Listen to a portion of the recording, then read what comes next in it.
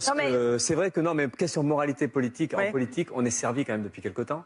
On connaissait des vieilles histoires depuis très longtemps de triche, de vol, de mensonges. Là, on a eu Dassault récemment qui a été condamné de la prison. Dassault, c'est quand même aussi un politique, c'est un milliardaire patron du Figaro. Et il y a beaucoup de noms qui sont donnés, mais vos propositions. C'est pas parce que j'ai pas de cravate qu'il faut me couper. Oh non, voilà. Bon. Pas du tout. Donc la question, c'est déjà parler de ça, de la situation. Donc Dassault, je disais, donc je reprends. Hein, il fait pas de prison parce que le monsieur est un peu trop vieux. Clause humanitaire, tant mieux. À côté de ça, on a Balkany, c'est toute une œuvre, là, le père, le fils, tout le monde triche, tout ça, voilà. Donc on est dans ce contexte-là. Et là, depuis janvier, alors là c'est le régal, une campagne super, Fillon, voilà, il est en face de moi. Que des histoires, et plus on fouille, plus on sent la corruption, plus on sent la triche.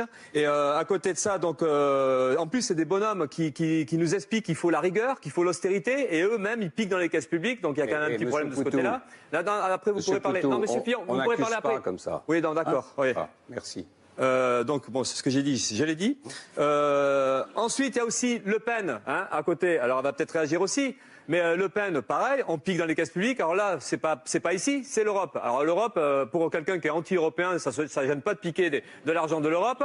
Et le pire, c'est qu'en plus, le FN, qui se dit anti-système, ne s'emmerde pas du tout, se protège grâce aux lois du système. Interne, à toute complaisance avec l'Émirat du Qatar ou avec l'Arabie Saoudite, qui sont, on le sait, parmi les principaux pourvoyeurs financiers et d'armes du terrorisme islamiste. J'aimerais d'ailleurs que M. Macron nous dise ce qu'il en pense. Je suis d'accord avec vous sur ce dernier point. Ah, vous êtes toujours d'accord avec tout le monde? Non, ce n'est pas vrai.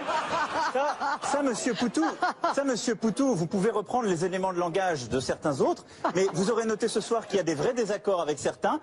Mais sur le Qatar et l'Arabie Saoudite, je n'aurai aucune complaisance. Nicolas Dupont-Aignan, vous souhaitez doubler le budget dédié au renseignement. Jamais aucune complaisance.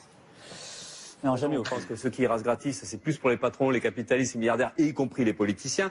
Hein, quand on voit même un Fillon qui se dit préoccupé par la dette, mais il y pense moins quand il se sert dans les caisses publiques, quand il paye sa famille. Donc nous, par rapport à la dette, nous on pense qu'il faut annuler la dette, effectivement, parce que la dette, c'est vraiment un système de pompage des richesses qui remplit les coffres forts des banques. Et donc il faut annuler ces dettes qui sont complètement illégitimes. Et ça, déjà, ça donnerait des moyens aux États. Et après, récupérer de l'argent, ça passe par une fiscalité. C'est-à-dire qu'en fait, il faut augmenter l'impôt sur les grosses fortunes, il faut augmenter l'impôt sur les sociétés, le ramener à 50% au minimum parce que c'était le cas il y a une trentaine d'années.